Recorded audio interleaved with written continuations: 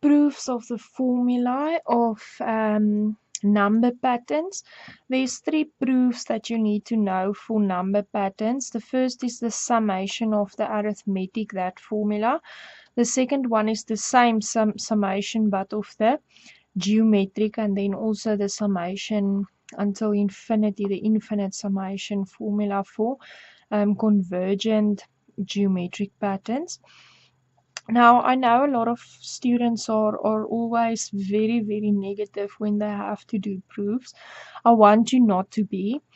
Think of proofs as, yes, it's a bit of a difficult problem or a bit of a challenging problem, but there's always a few challenging problems in every exam.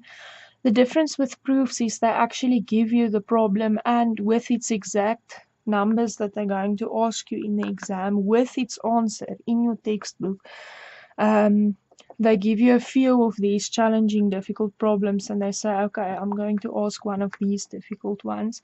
And you've got the answer. You can just go through them, see the tactics they use, and usually the tactics they use in the proofs are more challenging type of questions, but it develops certain mathematical skills, and that is why we have to do proofs and have to do these more difficult things. So just stick with it and get to do just stick with it and stick with it until you know exactly how to do them.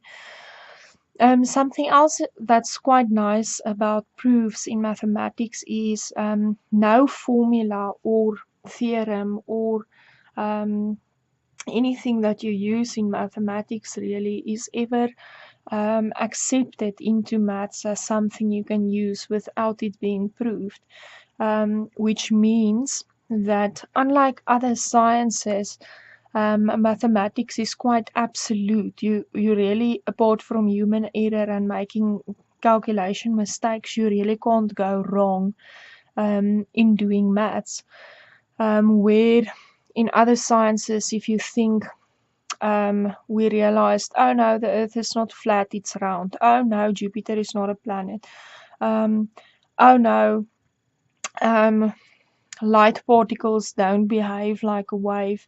They behave like particles in a, I can't exactly remember how the light, but there was something about the light. Oh no, so in a lot of, oh no, the part that affects our psychological behavior in the brain is not located here, it's located there. A lot of the sciences, including biology and physics and chemistry, and they have to sometimes accept theories and work on theories, which is not an absolute truth, it's a theory, and then work on that to go forward in the subject. But in mathematics, if a formula or a statement can't be proven, it's not going to be used. We can only use formulas and theories and theorems. Actually, that's why we don't call them theories, we call them theorems. But we can only use them once they've been proven and once they have been established as 100% absolutely correct, and we can always, for all numbers, use this. So that's quite nice. It's a sort of a ha to the rest of the sciences from the side of mathematics, but proofs is a very important part of mathematics, since this makes mathematics an absolute truth for all numbers. This formula can be used for any number that I substitute in there. It will never not work. So that's quite nice. Alright, so we're going to do the proofs of these formula. This first formula is with arithmetic sequences, which is a plus n minus 1d. If I add all of the single terms together, and there's an not infinite but a stoppable amount, a countable amount of terms. So say for instance for 10 terms I can use this formula, or for 100 terms I can use this formula, or even for 400 or 800 or 1000 terms I can use this formula. Let's quickly see why. Now I know an arithmetic term looks like this. The arithmetic sequence looks like this. My first term is A. Then the second one is that same A, but I add the constant difference. And then the third one, I add this constant difference again. So then I have this A plus D, and I add another D. So I actually have A plus 2D, and then A plus 3D, because I add another D. And if you look at what's happening here, I'm just going to use another color. This is my first term, my second term, my third term, my fourth term. And say, for instance, I have now my last term is term N here. Can you see that I just add one less amount of D's than the term number? So here is no D's, term 1, 1D, term 2, 2D's, term 3, 3D's, term 4. So for the nth term, can you see that I will have A plus 1 less than N D's? And that's where this formula comes from. Can you see that? So I will have 1 less than that ND values, and then for the n minus 1th term, say for instance this is term 100, then I will have A plus 99D. For the 99th term, which is n minus 1, then I will have A plus n minus 2D, because it will be that term. But can you see also as I go back here, my D's become less and less. So if I have n minus 1 amount of D's there, I will have n minus 2 amount of D's there, etc. And now, I'm not going to write out all of them because I don't know how much. But then also, if I reverse this and I add them together, so I'm going to write this last term here with the first term. Underneath that, I hope I have enough space here to fit in all of them. At the first term, I write the last term. And at the second term, I write the second last term, which is then A plus n minus 2D. And at the third term, I write this one, which would be A plus n minus 3D, if that makes sense. I just go less and less.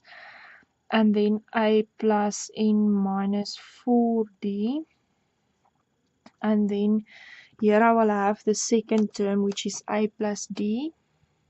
And here I will have the first term, which is A. Now the reason why I do this is, if you remember, if I count up 1, 2, 3, 4, 5 up until 10, and I swap this around and I have 10 plus 9 plus 8 plus 7 plus 6 up until plus 1. All of this, if I add them together, can you see, will give me 11, 11, 11, 11. That's why I swap this around and write it like that. But now, my number patterns don't always start at 1. So I can't just go 1, 2, 3. It might also start, say for instance, it's a number pattern of the even numbers, from, let's make it easy, from 2 to 10. So if I have 2, 4, 6, 8, 10, but if I write this backwards, 10, 8, 6, 4, 2, can you see that all of this 2 plus 10 will give me 12? 4 plus 8 will give me 12. 6 plus 6 will give me 12. 8 plus 4, 12, 12. Right? And then this 12 is just this 2, 4, 6, 8, 10 pattern added up, 2, 4, 6, 8, 10 pattern added up twice. So if I add all of these 12s and I divide them by 2, then I can get an idea without actually having to go add up 2 plus 4 plus 6. So that's where I'm going at with this. So I'm writing out the number patterns, the arithmetic number pattern from the beginning to the end, with whatever in the middle, and also from the end to the beginning. And then I'm going to add these, and now this, I want actually the sum of these numbers. And this is also the sum of the numbers, because 1 plus 2 plus 3 plus 4 is also the same answer as 4 plus 3 plus 2 plus 1. So it doesn't matter in which order I add them up. But can you see that if I then add these two, sorry for that freehand drawing, I've got 2 times the sum. And then if I add all of this, I've got a plus a is 2a, and then this n minus 1d for this first term. For the second term, there's a plus a, which is 2a. And then this is, can you see, I'm just going to quickly write this for you here so you can see what happens. I want to add this n minus 2d with the d. I added the I and the I already. I just want to add these two. But if I multiply this out, I have nd minus 2d plus d. Minus 2d plus d is minus 1d. So I have nd minus 1d. And if I factorize this again, n minus 1d. Can you see? So this is 2a plus n minus 1d. And then same thing here, I've got the a plus the a, which is 2a plus, and then if I add the 2d and the n minus 3d with one another, n minus 3d, I want to add 2d to that. Can you see that this is actually n times d minus 3 times d plus 2d, and this is minus 3d plus 2d, which is minus d, again that. And there I'm going to have 4d minus 5d. So 4d minus 5d is minus d. There I have minus 2d plus d, which is again minus d, minus 1d without any other d's there. So can you see that all of this will actually give me the same? It's supposed to. But all of this will actually give me the same. And even if you need to just pause the video and go and add these two terms with one another slowly for yourself, add these two terms slowly by multiplying out and then adding them. But if I add this, I always get 2a plus n minus 1d, 2a plus n minus 1d. And I will get the same thing constantly up until the end, where I get 2a plus n minus 1d. I get this constantly the whole time. Right, so now the sum of 2sn should be 2a plus n minus 1d, the same term, which is the same, this plus this plus this plus this plus this plus this, there's n of this term. So I should have 2sn is n times this 2a plus n minus 1d, because this term occurs for 1, 2, 3, 4, 5, how many times? N times. So if I've got 10, I will have 10 of this 2a minus 1d's. If I have 100, I will have 100 of this 2a plus n minus 1d's, etc. So how many terms I have? So many of these terms. Alright, if I have 10, then 10 of these. If I have 100, 100 of these. But this is now 2sn, so I must then just say that. So sn should be n divided by 2. And I'm just going to put block brackets around there, because the formula has block brackets around there. So I've got 2a plus n minus 1d, and can you see that? That is my formula, and it's proven, and I'm done. Alright, so that's great. And then just as a side note, if they want you to prove the other one of this, you can do exactly with the a plus l there. You can do exactly the same proof, actually. And then from here, just add one step, where I say, okay, but the last term, say for instance I have now 100 terms, will be a plus 100 minus nd, because this is my general term. So the last term will be that for whatever my last n value is. For however many terms I have in my equation. So this is then my last term of the equation, and then I can just expand this as Sn is equal to n over 2. I just expand that to as a plus that n minus 1 d. And can you see that? A plus n minus 1d, I just split that 2. That's all I did. The rest of this formula I kept the same because I've already proven this. I just split that 2. But now can you see that and this is the same? So this is also L. And then you've actually proven that Sn is also n over 2 times A plus this is L. The first term plus the last term. Okay, so yes, that's the proof of the arithmetic formula. Let's quickly see if we can prove the geometric formula. I think this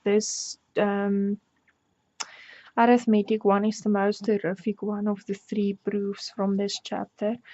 The other ones are not as long or as complex, really. So if you are 100% up to speed with this, I think you're already more than halfway there for this chapter's proofs.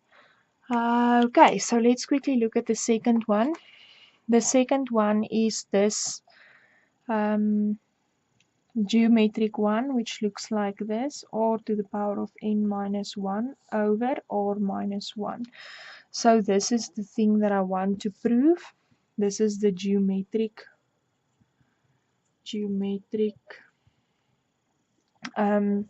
summation. Okay, so for this one, I'm just going to start wherever I want to start doing my proof in my book. Say, for instance, I want to start in this line. Just leave that line open and start in the line after that. So if you leave a line open after this, and then you start usually in the second line, start in the third line now. So I'm first going to write the general sequence.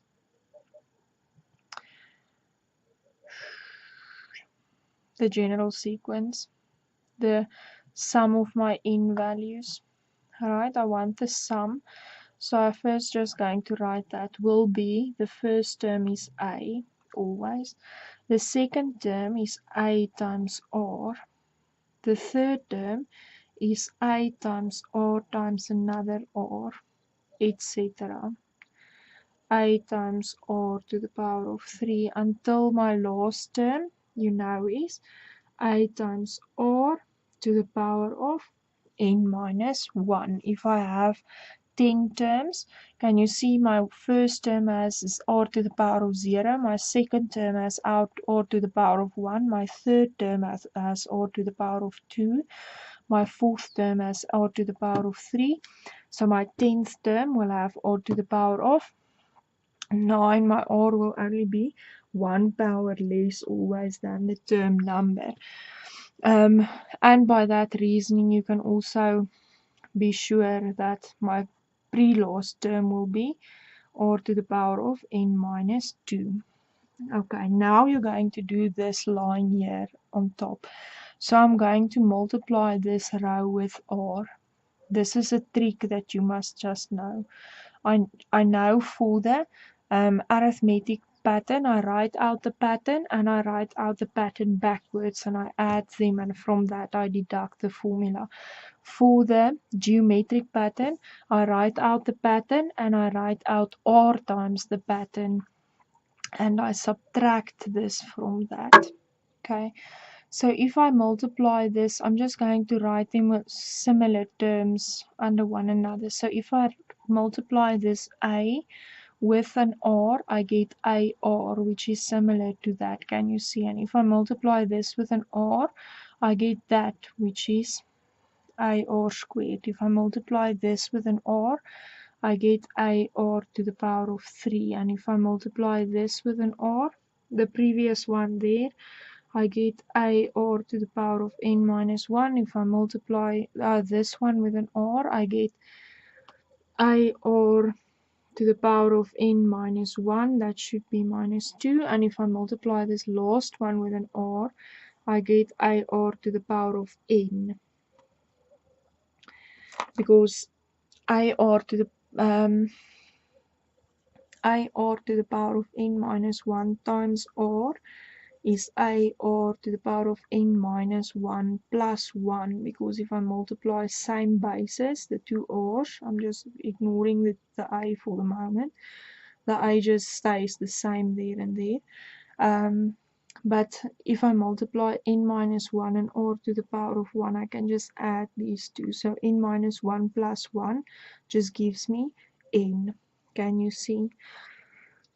What happened is I multiplied this whole row with R, but if I multiply that with R, every term just gets an extra R, and it looks the same like this without that, and with an extra term that should be there. So I just take this and don't write it there, but just write it there so that the like terms are on top of each other, like that. Okay, and then because these are like terms, if I subtract it, if I say this row minus this row, then I can actually get rid of all of these like terms, and I just have that and that left, which is not too much to deal with. Okay, so that's why I'm going to subtract then. But also, if you see this R minus 1, R is n minus 1 is n, can you see that this also gives away? I'm going to subtract the rows from one another, subtract the rows from one another. Okay, if you get confused, that might just help you a little bit. So I'm going to say R of Sn minus S of n, which is the sum of the rows up until n. This nothing minus a is then just minus a. And this will be, can you see, plus 0, AR squared minus AR squared is 0, and this will be all 0, 0, because it's the same term subtracted. And then I just have this minus nothing, which is AR to the power of n. Okay, so then I can just get rid of these nothings and I can swap these around. So I have R to the power of Sn minus Sn is equal to this AR to the power of n minus this a minus a. Just wrote it like that because I don't like the negative in the beginning of the sentence, and it doesn't matter if I swap terms around that's added and subtracted, as long as I keep them with their signs. And yet now I'm going to factorize. So here I'm going to take out the Sn, which is a common term, and I've got R minus 1. And here I'm going to take out the a, and I've got R to the power of n minus 1. And then to get the Sn alone, can you see I'm very close to that formula now? To get the Sn alone, I just divide with, let me just write that in another color for you. Divide with this R minus n, divide with the R minus n, R minus 1, sorry. And then that cancels out, leaving me with Sn, and this is then a R to the power of n minus 1 over, and I don't need the brackets there, but you can leave them there if you really want, but this is then that formula proven. Alright, and then the last thing I want to prove is then the I'm just going to do that proof here because that's a very short proof, is the S up until infinity for R values between, oh, and then I must just say, sorry, I forgot a bit here, because I've got a fraction here, I must just state, and you must not forget this, that R cannot be 1, because if R is 1, this is invalid. Okay, for this one, I know that Sn is equal to a to the power of a or to the power of n minus 1, this exact formula, over r minus 1. Now for values, I'm just going to work with this quickly. I can just multiply this out so that I have a or to the power of n minus a times minus 1 over or minus n. And if you have, say for instance, 5 minus 3 over 2, you can write this as 5 over 2 minus 3 over 2. Hopefully you know this, or you know it this way. If I have this, I can write it as that. If I have the same denominator, different numerators, I can just add the numerators, keep the denominator the same like this. But you can also expand it back like that. So I have two separate numerators, and I see the whole of r minus 1 as one denominator. Then I can go and write this as two separate fractions like this. A r to the power of n over r minus 1 minus a to the power of r minus 1. Okay, and now I've got this term with the r to the power of n alone there, where my n is. If I now make this infinitely big, a r to the power of infinite over r minus 1 minus a r minus 1, like that, I just make the n infinitely big. If I've got a value like 1 or 2 or 3 or 4, this r to the power of infinite will go infinitely big. But if I've got a fraction, half to the power of infinity, what's going to happen is this is going to go to 0. And if the numerator goes to 0, this whole fraction goes to 0. So I can say, if I specify that r is a fraction, and to specify r is a fraction, proper fraction, it must lie between minus 1 and 1. So if I specify there that my r is a fraction, I'm just going to move the board up a little bit, then I can say if my r is a fraction and that is infinite, that as n go to infinity, r to the power of n goes to 0, meaning s infinity should be minus a over r minus 1. Now this is not the formula, but you can get rid of that minus by just I'm going to put it there. It doesn't matter where in a fraction the negative is. I can get rid of this minus by just multiplying it out, and then it gives me minus r and plus 1. So plus 1 minus r, which is a over 1 minus r. I can just swap those around and bring the negative away, and that is my infinite. Alright, and it's not even necessary to write this step there. I just wrote it now as an infinite, but you don't need to. Just so you can see here where I have my n and my n alone. There's just this one r to the power of n, and it's alone here. It's not going to, as this goes to infinity, this goes to 0. Oh well, you can actually do that. Alright, so okay, so that is the proof for the infinite sum, for the geometric sum, and for the arithmetic sum. Also a kind reminder, whenever they talk about series being either convergent or divergent, convergent is this one, where your r is a fraction and the series actually gets smaller, and divergent is the one where it gets bigger. if they say a series is either convergent or divergent, or somewhere in the series, in the question, they talk about convergence or divergence, that's sort of a giveaway that you work with. A geometric series, alright. Arithmetic series are not convergent and divergent. Geometric series are convergent and divergent. Okay, so that's the proofs of the formula. Make sure you know them. Make sure you are able to do them on your own. Make sure you are able to do every step and you know what's happening at every step. And the better you understand this really develops your mathematical skills.